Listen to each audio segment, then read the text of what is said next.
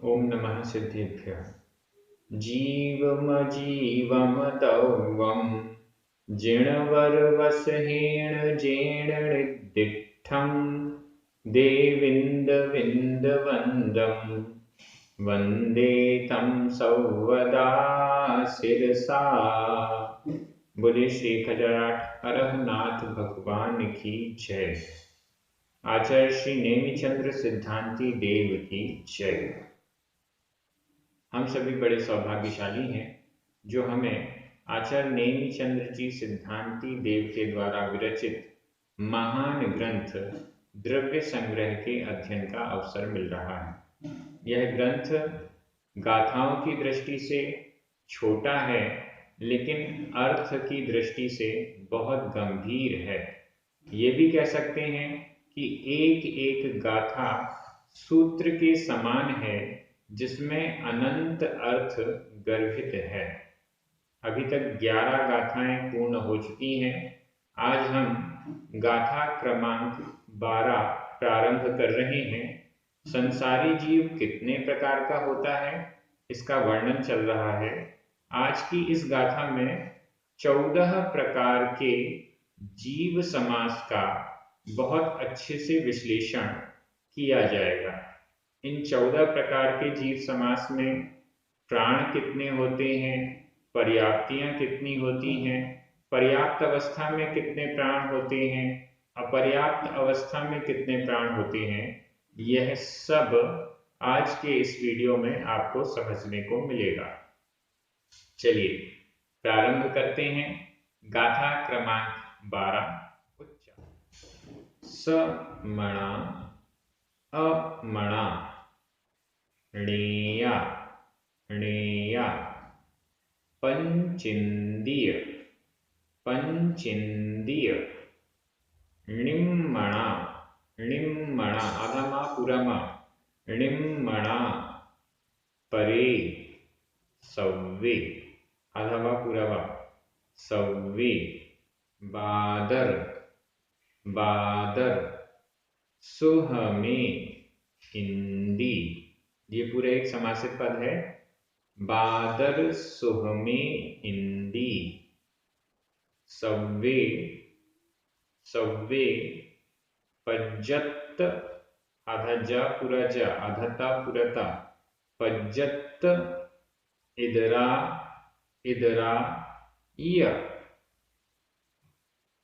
समणा अमणाणेया समणा अमणाणेया पंचेन्द्रिय निम्मणा परे सव्वे पंचेन्द्रिय निम्मणा परे सव्वे बादर सुहमे इंदी बादर सुहमे इंदी सव्वे पज्जत इदराय सव्वे पज्जत इदराय।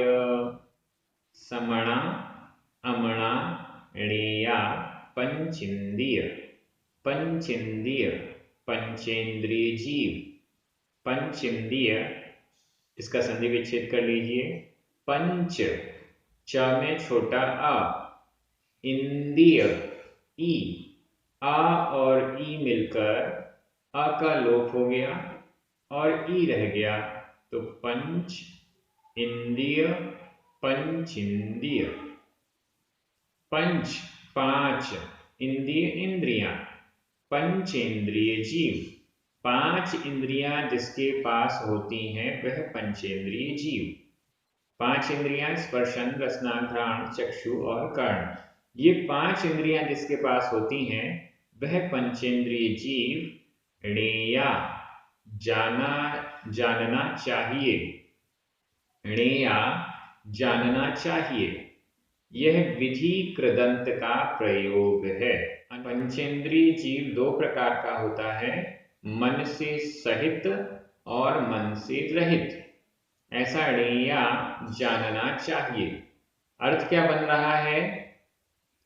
पंचेंद्रिय जीव मन वाले यानी मन सहित और मन रहित जाने जाने चाहिए, समझे जाने चाहिए।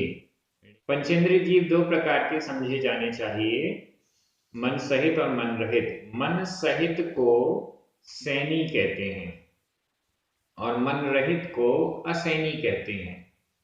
समनस्क अमनस्क भी कहते हैं, संगी असंगी भी कहते हैं।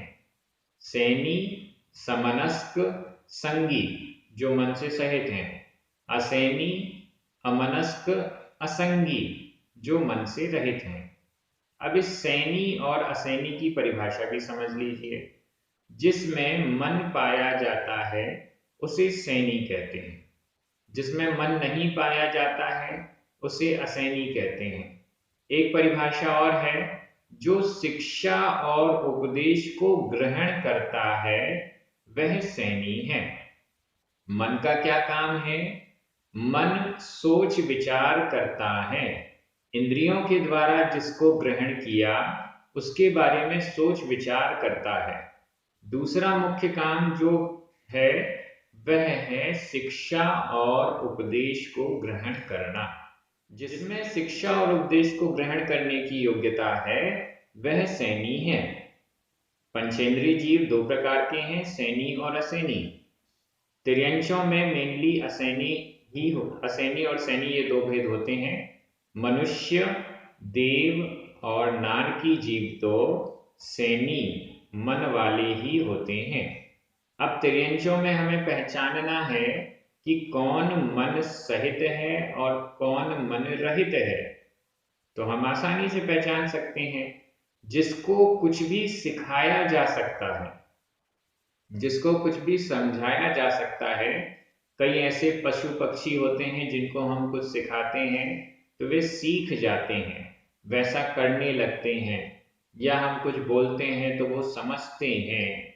वे सैनी हैं। जो शिक्षा और उपदेश को, बातचीत को समझ रहा है, समझने का प्रयास करता है, वह सैनी कहलाता है।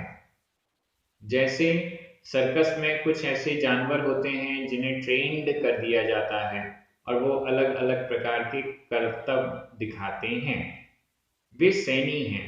कुछ तोते हैं जो बोलने लग जाते हैं, वो सैनी हैं। ये गाय बैल जिनको भी पालतू पशु हैं, वे सभी कुछ ना कुछ हम सिखाते हैं, वो सीख जाते हैं, वे सब सैनी कहलाएंगे। जो नहीं सीख पाते हैं वो असैनी हैं। तोते कुछ ऐसे होते हैं जो सीख जाते हैं, कुछ ऐसे होते हैं जो नहीं सीख पाते। जो सीख जाते हैं वो सैनी हैं, जो नहीं सीख पाते हैं वे असैनी हैं। तो इसके आगे क्या है? लिम्मणा परे सव्वे। परे सव्वे, परे, इसके परे, इसके आगे। पंचेंद्रिय जीव दो प्रकार के हैं, सैनी और असैनी। इसके आगे, इसके परे, इसके अलावा कौन कौन बच गए? सभी बच गए। 4 इंद्रिय, 3 इंद्रिय, 2 इंद्रिय, 1 इंद्रिय जीव, ये सब बच गए। कल हमने गाथा में पढ़ा था 1 इंद्रिय, 2 इंद्रिय, 3 इंद्रिय, 4 इंद्रिय और पंचेंद्रिय, ये 5 प्रकार के जीव हैं। इनमें से 1 इंद्रिय को स्थावर कहते हैं, बाकी 4 को त्रस कहते हैं। पंचेंद्रिय की चर्चा हो गई। पंचेंद्रिय जीव दो प्रकार का है, सैनी और असैनी। परे सव्वे, परे बाकी शेष, इनके अलावा सव्वे सभी, 4 इंद्रिय, 3 इंद्रिय, 2 इंद्रिय और 1 इंद्रिय जीव, 1 से 4 इंद्रिय तक के जीव निम्मणा, निर्मन, मन से रहित हैं। देखिए वहां तो अमणा कहा गया, मन से रहित के लिए अमणा, और यहां दूसरा शब्द प्रयोग कर रहे हैं निम्मणा, मन से रहित। दोनों का अर्थ एक ही है। परे सव्वे, शेष सभी, इसके अलावा पंचेंद्रिय के अलावा शेष सभी निम्मणा, मन से रहित होते हैं। कितना सरल तरीके से बताया। आगे चलिए। बादर सुहमे इंदी। बादर सुहमे इंदी, संधि विच्छेद करना पड़ेगा। सुहुम, सुहम, म में छोटा अ, ए अ, और इंदी, कल भी ऐसा ही आया था गाथा में। सुहम, म में आ और ए मिलकर आ का लोप हो गया, ए रह गया, सुहमी। अब ए और इंदी, ए का अ और इंदी का ई, आ और ई मिलकर आ का लोप हो गया, ई रह गया। बादर, सुहम, ए इंदी, सुहम, ए सुहमे और ए और इंदी, ए इंदी। बादर, सुहमे, इंदी।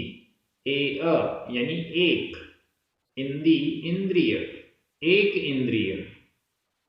ए इंदी, एक इंद्रिय जीव। एक इंद्रिय जीव दो प्रकार का है, बादर, सुहम।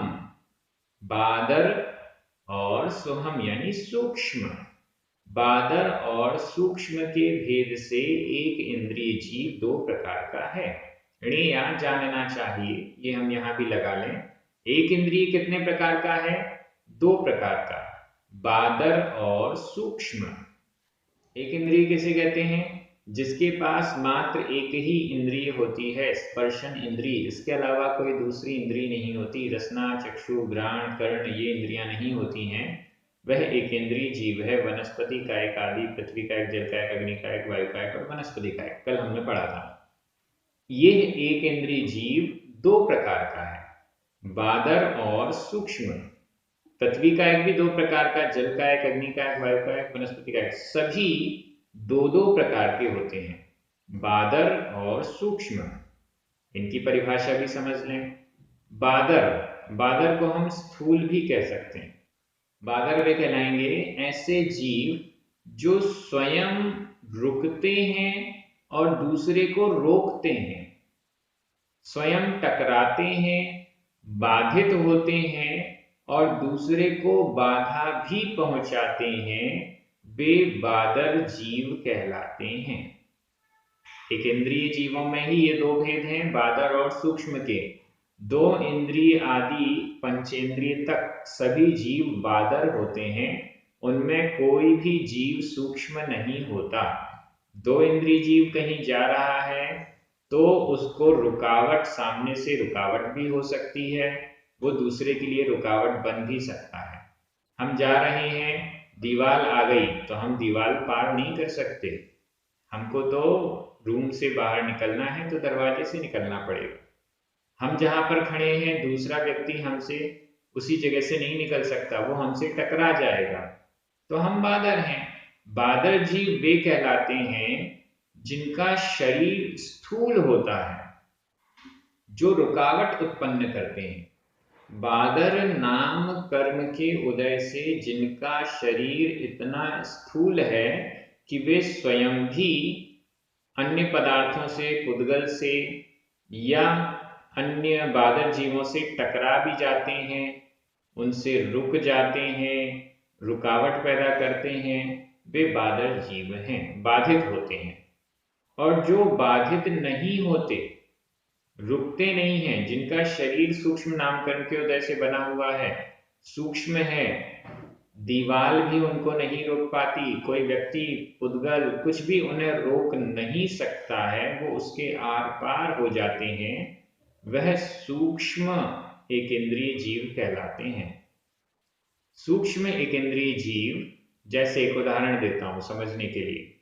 पंखा चल रहा है, अब इस पंखे से कौन से जीवों का मरण होता है? त्रस्त जीवों का तो मरण होता ही है, बात अलग है, कोई चिड़िया आ गई, कोई कुछ हो गया, छोटे मोटे मच्छर वगैरह, इनका मरण तो होता ही है। लेकिन वायु कायक में कौन सी वायु?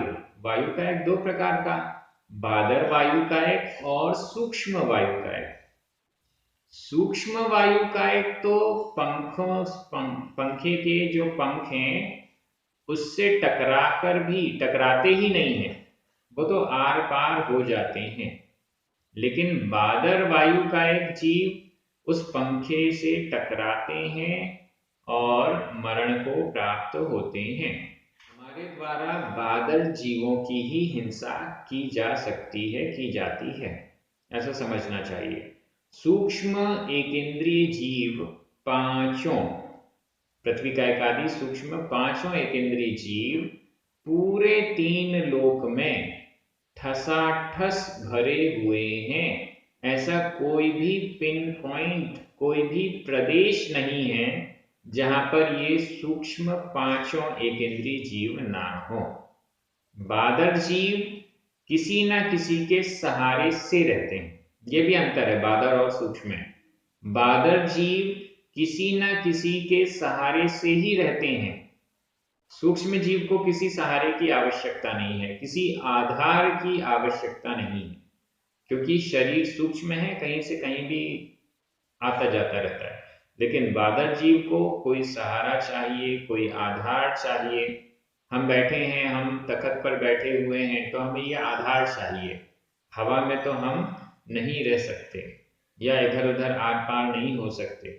ऐसे ही बादर वायु का एक, बादर पृथ्वी का एक, ये जो पहाड़ दिखाई दे रहा है, पृथ्वी का एक जीव का पूरा समूह है, यह बादर है। जो जल कुएं में दिखाई दे रहा है, यह भी बादर है। वनस्पति, पेड़ पौधे, ये सब बादर हैं।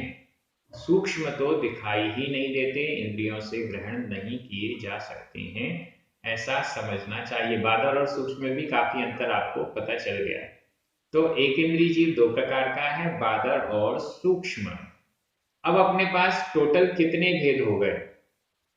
पहला, पंचेंद्रिय जीव 2 प्रकार का, सैनी और असैनी, तो ये 2 भेद हुए। फिर 4 इंद्रिय, 3 इंद्रिय, 2 इंद्रिय, 2, 3, 4 इंद्रिय, इसको विकलत्रय भी कहते हैं। विकलत्रय, 2 इंद्रिय जीव, 3 इंद्रिय जीव और 4 इंद्रिय जीव। तो ये हो गए 2 और 3 5। एक इंद्रिय जीव के 2 भेद, बादर और सूक्ष्म, तो 5 और 2 7। ये कुल 7 भेद हो गए, स्क्रीन पर भी लिखे हुए हैं। ये 7 भेद हो गए। चौथा चरण देखिए, सव्वे, पज्जत, इदरा, य। सव्वे, सभी, ये सभी, ये सातों ही, ये जो 7 प्रकार के भेद गिनाए गए, सव्वे, सभी, ये सातों ही 2 प्रकार के हैं। पज्जत, पर्याप्त, य और इदरा, इतर।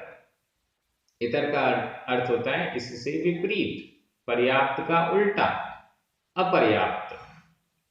पर्याप्त और इतर यानी अपर्याप्त, जिसके साथ भी, जिस भी शब्द के रिलेशन में ये इतर शब्द आता है, मतलब उससे उल्टा, उसका विपरीत, ऐसा हमें अर्थ लेना होगा। तो पर्याप्त और अपर्याप्त के भेद से ये जो 7 हैं, ये 14 हो गए। ये सातों ही पर्याप्त और सातों ही अपर्याप्त अवस्था वाले। पज्जत, पर्याप्त अवस्था वाला, और इदरा, इतर यानी अपर्याप्त अवस्था वाला। ये टोटल हो गए 14। 7 पर्याप्त अवस्था में, 7 ही अपर्याप्त अवस्था में। अब ये पर्याप्त अपर्याप्त क्या होता है, इसको समझना जरूरी हो गया। पर्याप्त, जिसने अपनी पर्याप्तियां पूर्ण कर ली हैं, वह पर्याप्त जीव कहलाता है। और जिसकी ये पर्याप्तियां पूर्ण नहीं हुई हैं, वो अपर्याप्त जीव कहलाता है। ये कंडीशन कब बनती है? जब कोई जीव नया जन्म के लिए किसी जगह आता है, तो वो वहां की वर्गणाओं को ग्रहण करता है, उन वर्गणाओं को ग्रहण करता जाता है और अपना शरीर आदि जो पर्याप्तियां हैं, उनको फुलफिल करता रहता है, पूर्ण करने के लिए प्रयासरत रहता है। तो यह पर्याप्तियां पूर्ण हो रही हैं। अब 2 कंडीशन बनी, किसकी पर्याप्तियां पूर्ण हो गई और किसी की पर्याप्ति पूर्ण नहीं हुई। जिसकी पूर्ण हो गई उसको तो कहेंगे पर्याप्तक, और जिसकी यह प्रोसेसिंग चल रही है या पूर्ण नहीं हो पाई है, उसे कहेंगे अपर्याप्तक। हम कोई वीडियो अपलोड करते हैं, जैसे YouTube पर मैं यह वीडियो अपलोड करता हूं, तो वो प्रोसेसिंग चलती है। उस प्रोसेसिंग के दौरान वीडियो अपलोड हो रहा है, लेकिन जब तक पूरा अपलोड नहीं हो जाएगा तब तक वो देखा नहीं जा सकता, तब तक वो काम नहीं कर पा रहा है। तो यह प्रोसेसिंग है, मटेरियल यहाँ से वहां जा रहा है, वहां जाकर वो सेट हो रहा है और सही रूप प्राप्त कर रहा है। जीव मरण करके नए स्थान पर आया, आसपास की वर्गणाओं को ग्रहण कर रहा है, शरीर आदि पर्याप्तियों का निर्माण कर रहा है, और जब तक ये शरीर आदि पर्याप्तियां पूर्ण रूप से बन नहीं जाती तब तक उसका शरीर काम करने लायक नहीं, इंद्रियां काम करने लायक नहीं, मन वचन इत्यादि जो प्राण हैं, जो बल हैं, ये सब काम करने लायक नहीं होते हैं, ऐसा समझना चाहिए। तो पर्याप्त और अपर्याप्त, जिनकी पर्याप्तियां पूर्ण है वो पर्याप्त, जिनकी पर्याप्तियां पूर्ण नहीं है वो अपर्याप्त। पर्याप्तियां 6 होती हैं, स्क्रीन पर लिखी हैं, आप भी नोट कर लीजिए। आहार पर्याप्ति, शरीर पर्याप्ति, इंद्रिय पर्याप्ति, श्वासोच्छ्वास पर्याप्ति, भाषा पर्याप्ति और मन पर्याप्ति। आहार पर्याप्ति वर्गणाओं का ग्रहण करता रहता है, शरीर का निर्माण होता है, इंद्रियों का निर्माण होता है, इसके बाद श्वासोच्छ्वास, श्वास लेना छोड़ना, क्योंकि श्वासोच्छ्वास के बिना तो जीवन संभव नहीं है, उसकी प्रोसेसिंग होती है। बोलने के लिए भाषा वर्गणाएं ग्रहण करना है, भाषा वर्गणाओं को कैसे ग्रहण करना और उसको शब्दों में कैसे बदलना, इसकी प्रोसेसिंग चलती है। और मन की भी प्रोसेसिंग, ये 6 पर्याप्तियां होती हैं। जिनकी ये 6 पर्याप्तियां पूर्ण हो जाती हैं वो पर्याप्त। अब अलग अलग इंद्रिय की अपेक्षा कम पर्याप्तियां भी होती हैं, वो भी अपन देख लेते हैं। तो जिनकी जितनी पर्याप्तियां होनी चाहिए वो जब पूर्ण हो जाती हैं उसे पर्याप्त कहते हैं, और जब वो अपूर्ण अवस्था में है, पूरी नहीं हो पाई हैं, उसे अपर्याप्त कहते हैं। इन्हीं 7 के भेद से हम देख लेते हैं। देखिए, सबसे पहले पंचेंद्रीय जीव। पंचेंद्रीय जीव में सैनी पंचेंद्रीय जीव की 6 पर्याप्तियां होती हैं, आप नोट करते जाएं। सैनी पंचेंद्रीय जीव की 6 पर्याप्तियां होती हैं, शरीर, आहार, शरीर, श्वासोच्छ्वास, इंद्रिय, भाषा और मन, ये 6 होती हैं। असैनी वाले को मन नहीं चाहिए, मन की आवश्यकता नहीं है, मन होता ही नहीं उसके, असैनी है, तो उसकी मन नाम की पर्याप्ति नहीं होगी, 5 पर्याप्तियां उसकी होती हैं। 4 इंद्रिय जीव के पास भी मन नहीं होता, बाकी 5 होती हैं। 3 इंद्रिय के पास भी मन नहीं है, 2 इंद्रिय के पास भी मन नहीं है। तो असैनी पंचेंद्रिय से लेकर 4 इंद्रिय, 3 इंद्रिय और 2 इंद्रिय जीव, इन सब की 5 पर्याप्तियां ही होती हैं। अब आया एक इंद्रिय जीव। एक इंद्रिय जीव को मन नहीं चाहिए और भाषा भी नहीं चाहिए, वो बोलता भी नहीं है, उसके पास स्पर्शन इंद्रिय नहीं है, तो ये 2 पर्याप्तियां कम कर दीजिए, शेष 4 पर्याप्तियां एक इंद्रिय जीव की होती हैं। कितना सिंपल, समझ में आ गया। सूक्ष्म हो या बादर, एक इंद्रिय जीव की 4 पर्याप्तियां होती हैं, 2 इंद्रिय, 3 इंद्रिय, 4 इंद्रिय और असैनी पंचेंद्रिय की 5 पर्याप्तियां होती हैं, और सैनी पंचेंद्रिय की 6 पर्याप्तियां होती हैं। ये पर्याप्तियों की अपेक्षा से हमने देख लिया।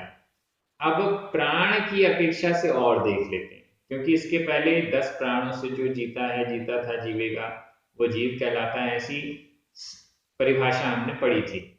वीडियो बड़ा हो जाए तो आप चिंता मत कीजिएगा, द्रव्य संग्रह ग्रंथ बहुत अच्छा है, एक एक शब्द इसमें समझने लायक है, जैन दर्शन का सार है, ऐसा भी आप समझ सकते हैं। अब इन 7 भेदों में, इन 14 भेदों में प्राण किस प्रकार से सेट होते हैं। प्राण भी 10 प्रकार के हैं जो पहले बताए गए थे, 5 इंद्रियां, 3 बल, श्वासोच्छ्वास और आयु, 5 3 8, श्वासोच्छ्वास 9 और आयु 10। ये 10 प्राण हैं। अब सैनी पंचेंद्रिय में दो अवस्थाएं, पर्याप्तक और अपर्याप्तक, ये दो अवस्थाएं हैं। तो पहले पर्याप्तक में जिसकी पर्याप्तियां पूर्ण हो चुकी हैं, ऐसे सैनी पंचेंद्रिय में 10 पर्याप्तियां होती हैं। 5 इंद्रियां हैं, 3 बल, मनोबल, वचन बल, काय बल, ये तीनों बल हैं।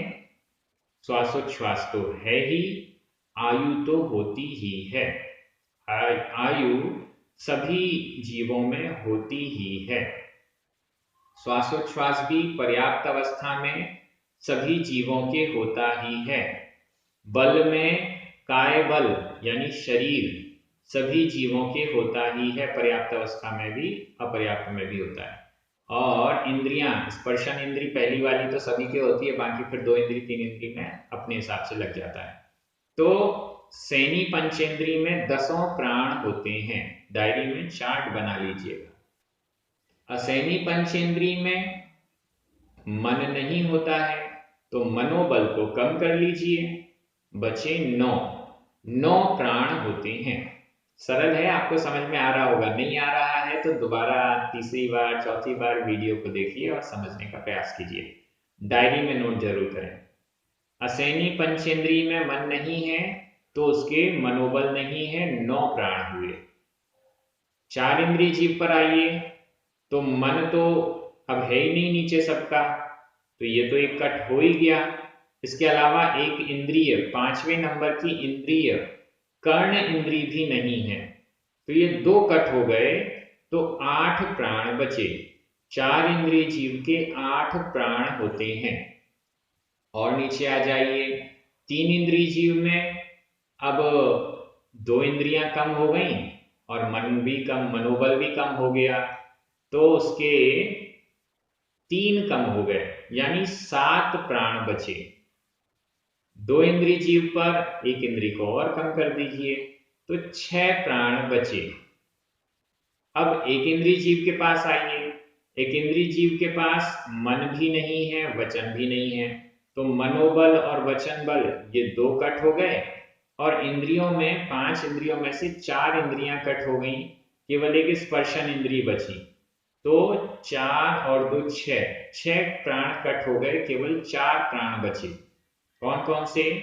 इंद्रियों में 1 स्पर्शन इंद्रिय, बल में 1 काय बल, आयु होती ही है, श्वासोच्छ्वास होती ही है, तो एक इंद्रिय जीव पर्याप्तक अवस्था में 4 प्राण होते हैं। अब अपर्याप्तक अवस्था में आइए।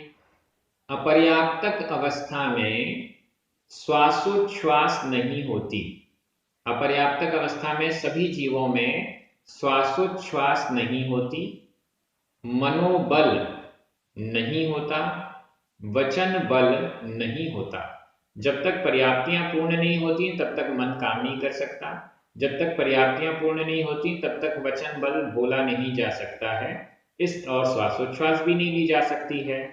इस दृष्टि से ये 3 नहीं होते हैं, मनोबल, वचन बल और श्वासोच्छ्वास। अब देखिए, सैनी पंचेंद्रिय में ये 3 माइनस कर दिए, तो 10 में से बचे 7।